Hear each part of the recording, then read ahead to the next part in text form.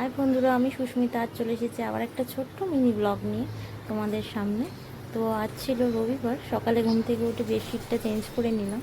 Change করে নিয়ে তারপরে আমি আমার সকালের জল খাবার খেয়ে গাছে জল দিয়ে রান্নার জন্য সমস্ত সবজি কাটলাম। আজ আমাদের গাছের এঁচোড়, মানে আমাদের গ্রামের বাড়িতে যে গাছ আছে সেখানে যাওয়া হয়েছিল, তো সেখান থেকে এঁচোড় রান্না করে সেটা কাটলাম। কেটে সমস্ত রেডি করে কাটতে অনেকটা সময় লাগবে, কারণ এঁচোড় কাটা খুব কষ্টের ব্যাপার।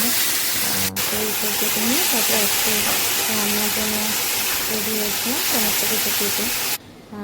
তারপরে দেখাচ্ছিলাম যেমন গাছে ছোট কুড়ি এসেছে, ছোট ছোট। এই গাছটার থেকে আবার আর একটা গাছও হয়েছে, তো সেটাই তোমাদেরকে দেখালাম। তো এই গাছটা সেরকম যত্ন নিতে হয় না, কিন্তু খুব ভালো ফুল হয়। তো তারপরে আমি জল ভরে নিচ্ছিলাম বোতলগুলোতে। তারপরে আমি রান্না শেষ করলাম। আজকে কী কী মেনু করেছি সেটাই তোমাদের সাথে শেয়ার করলাম। দেখো আমার ভিডিও কেমন লাগছে সবাই জানিও। বাই।